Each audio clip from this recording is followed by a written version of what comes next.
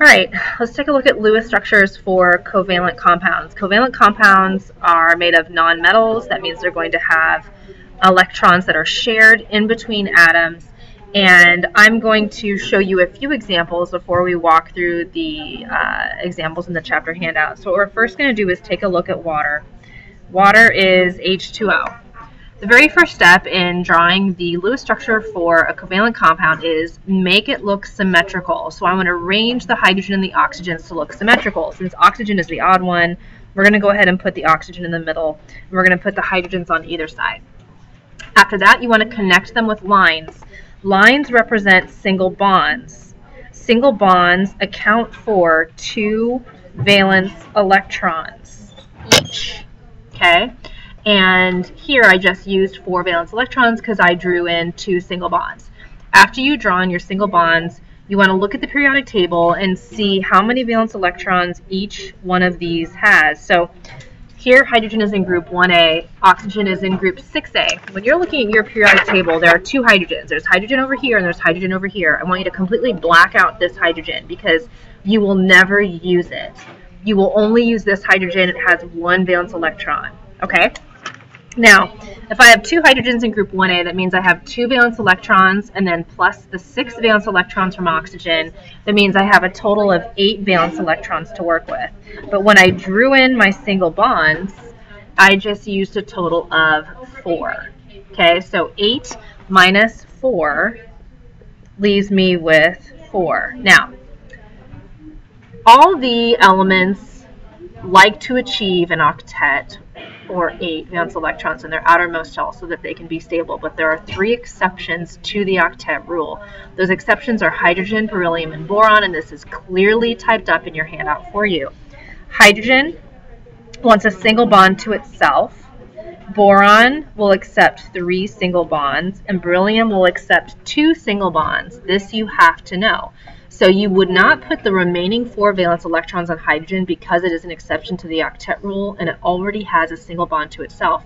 I'm going to put the 4 remaining valence electrons on oxygen. You put them on in pairs only. You never put them on singly. So I put a pair above and a pair below oxygen. Now oxygen has 8 around it. 2, 4, 6, 8. Oxygen is completely happy, so I'm going to give a little smiley face and we can move on. Okay, so that is the proper Lewis structure for water. These electrons are called a lone pair of electrons. So I have 2 lone pair electrons on the oxygen. Okay? Okay, now let's take a look at chlorine. Chlorine is Cl2. I have to make it look symmetrical by putting chlorines next to each other. Then I connect them with a single bond. Chlorine is in group 7A. If I have 2 of them in 7A, 2 times 7 is 14. That means I have a total of 14 valence electrons to work with. Subtract the 2 that you just used when you drew in your single bond. Okay, so now we're going to put the remaining 12 in pairs on the chlorine. So I'm going to put 2, 4, 6, 8, 10, 12, and I'm done. Okay, each chlorine has 8 valence electrons around it, 2, 4, 6, 8, 2, 4, 6, 8.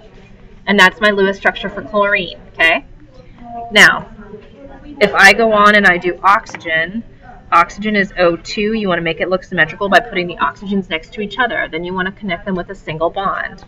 Oxygen is in group 6A. So 2 times 6 means I have a total of 12 valence electrons to work with.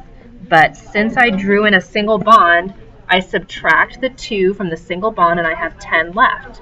Put the remaining 10 valence electrons on the oxygens in pairs. It doesn't matter where you put them. You can't put them here on the inside next to the single bond.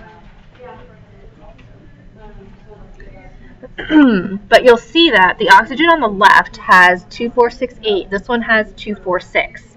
This one is happy, this one is not. So the only way to make this oxygen happy is if you move one of these pairs into the middle and you share it. That way you'll have 8 valence electrons around each one. So it doesn't matter which pair you take. I'm going to go ahead and take this one over here. I'm going to erase it, and I'm going to draw it in. And now I created another bond. This is called a double bond. Okay, so now this oxygen has 2, 4, 6, 8. This one has 2, 4, 6, 8. They are both happy. and this is the Lewis structure for oxygen. You only create a double bond if you absolutely have to. If you don't have enough valence electrons to put 8 on each, then you share them in the middle. Okay? The next one is N2. We put the nitrogens next to each other. We connect them with a single bond. Nitrogen is in group 5A. That means it's going to have a total of 10 valence electrons to work with, because 2 times 5 is 10. I used 2 when I drew my single bond. I have 8 left. Put the remaining 8 on the nitrogens in pairs wherever you want. So 2, 4, 6, 8. Neither nitrogen is happy. 2, 4, 6, 2, 4, 6. So we're going to have to share some in the middle. I'm going to go ahead and take this pair, and I'm going to move it here. You could have taken either one of these and moved it. It doesn't matter. So I'm going to get rid of this, and I'm going to make a double bond. When I make a double bond, I have 2, 4, 6 on the left nitrogen, and I have 2, 4, 6, 8 on the right nitrogen. This one is not happy. You can take either one of these and move it here to create a triple bond. So I'm going to get rid of these. And then you have satisfied the octet rule for both. 2, 4, 6, 8 for this one, 2, 4, 6, 8 for this one, and that way you're done. Okay? We had to do that because I didn't have enough valence electrons to put 8 on each. Okay? Now, what I want you to do in student exercise number 5 is highlight every single element that is an exception to the octet rule. Remember, hydrogen and beryllium and boron are exceptions to the octet rule. So pause the video, highlight all of the elements that are exceptions to remind you that they don't need 8 around them. That way you don't make that mistake when you draw the Lewis structure. Okay?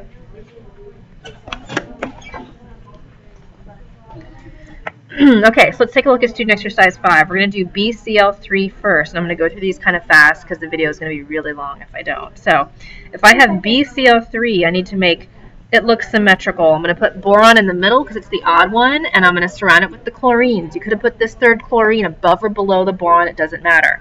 You're going to connect them with single bonds so it looks like this. Boron is in group 3A. Chlorine is in group 7A. So you've got 3 plus 21, that's going to give you 24 valence electrons to work with total, but you just used 6. 24 minus 6 is 18. I have 18 left. Boron is an exception, so we don't want to put any on boron. So I'm going to put the remaining on chlorine in pairs. 2, 4, 6, 8, 10, 12, 14, 16, 18, and I'm done. That's the Lewis structure. Okay, let's move on to PF3. Put phosphorus in the middle, put the fluorines on either side, put the third fluorine either above or below phosphorus, it doesn't matter. Connect them with single bonds. Phosphorus is in group 5A, fluorine is in group 7A. 21 plus 5 is 26 valence electrons to work with. I just used 6. 26 minus 6 is 20. You put the remaining 20 electrons on fluorine and 1 pair on phosphorus. So 2, 4, 6, 8, 10, 12, 14, 16, 18, 20. You're done. That's the Lewis structure for PF3. Okay. The next one is carbon dioxide. Carbon's in the middle. Oxygen is on either side. Connect them with single bonds. Carbon's in 4A. Oxygen is in 6A. So it looks like this. 4 plus 12 is 16. I just used 4 with my single bond. 16 minus 4 is 12. Put the remaining 12 wherever you want. When I do this, carbon is happy because it has 8 around it, but oxygen is not. You have to move a pair here to share and this pair here to share. It is the only way to satisfy the octet rule because you don't have enough valence electrons. So this is the proper Lewis structure for carbon dioxide. All right, the next one is NH4 plus 1. This is an ion, and I'll explain what that means in a second. I'm going to put nitrogen in the middle. I'm going to surround it with 4 hydrogens. I'm going to connect them with single bonds. Nitrogen is in group 5A. Hydrogen is in group 1A. I have 5 plus 4 valence electrons, which means I have a total of 9. Plus 1 means I lost 1 electron. So you need to subtract 1 from the total. So 9 Minus 1 is 8, but I just used 8 when I drew in my single bonds, and hydrogen is an exception to the octet rule, and it only wants a single bond to itself. You're done. But when you have an ion, you have to put the Lewis structure in a bracket with a positive 1 in the upper right-hand corner like this. All right, the next one is NH3. So for NH3, put nitrogen in the middle, put the hydrogens on either side, and the third hydrogen can be above or below the nitrogen. Connect them with single bonds. Nitrogen is in group 5A, hydrogen is in group 1A. I have a total of 8 valence electrons to work with, but I just used 6.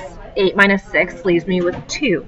Put the remaining 2 on the nitrogen because hydrogen is an exception to the octet rule, and now you're done. The next one is CH4. Carbon is in the middle, hydrogens are surrounding the carbon, connect them with single bonds. Carbon's in 4A, hydrogen is in 1A. You have a total of 8 valence electrons to work with, but I just drew in 2, 4, 6, 8. 8 minus 8 leaves me with none. Hydrogen is an exception. We're done. Okay? The next one is CCl4. Put carbon in the middle, surround it with 4 chlorine, connect them with single bonds. You guys, the bell doesn't ring until 55, I believe, right? Okay, so you've got 5 minutes. Okay. Carbon's in 4A, chlorine's in 7A. 4 plus 28 is 32. I just used 6. 32 minus 6 is 26. So we have to put the remaining 26 on the chlorines in pairs. So 2, 4, 6, 8, 10, 12, 14, 16, 18, 20, 22, 24. I was wrong. I miscounted. I had 24. 28 plus 4 is 32 minus, yeah. Anyway, this is the proper Lewis structure for CCl4. Okay. The next one is SO3 negative 2. Put the sulfur in the middle, surround it with the oxygens, connect them with single bonds. Sulfur is in group 6A, and so is oxygen. 6 plus 18 is 24. The negative 2 means you have to add 2 more. So you have 26 valence electrons total, and I just used 6, which means I have 20 left. 2, 4, 6, 8, 10, 12, 14, 16, 18, 20. Put it in a bracket, put the negative 2 on the outside because it's an ion, and you're done. The next one is CS2. You're going to put carbon in the middle, put the sulfurs on either side, connect them with single bonds. Carbon's in group 4A, sulfur is in group 6A. So you've got a total of 16 to work with. I just used 4. 16 minus 4 is 12. So you're going to do 2, 4, 6, 8, 10, 12. Sulfur's not happy, but carbon is. You need to move a pair here and a pair here to satisfy the octet rule. So I'm going to get rid of those. Draw in your double bonds, and then you're done. BeCl2. You're going to put beryllium in the middle, put the chlorine on either side, connect them with single bonds. Beryllium is in group 2A, chlorine is in group 7A. So you've got a total of 16 valence electrons to work with, but I just used 4. 16 minus 4 is 12. So 2, 4, 6, 8, 10, 12. You're done. Beryllium is an exception to the octet rule. It only wants 2 single bonds to itself.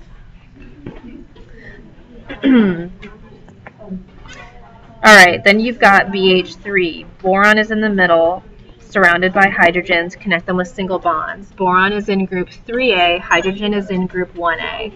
So you have a total of 6 valence electrons to work with, but I already drew in 3 single bonds, and that's my 6 valence electrons. Boron and hydrogen are exceptions to the octet rule, so you're done. The last one is CN-1. Carbon is going to be with nitrogen. You've got 4A and 5A, which means 9 valence electrons. Add 1 more, which means you have 10. I just used 2. I have 8 left. 2, 4, 6, 8. Can you guys do me a favor and keep it down for the last 2 minutes?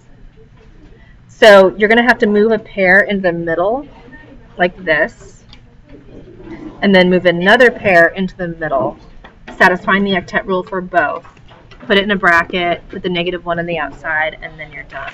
Okay?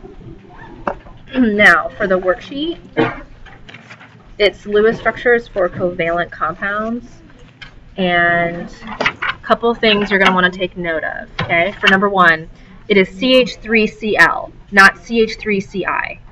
Make sure carbon is in the middle. It has 3 hydrogens coming off of it and a chlorine. Number 2, carbon is again in the middle. It's CH2Cl2. Looking down at number 7, SiHClBrI.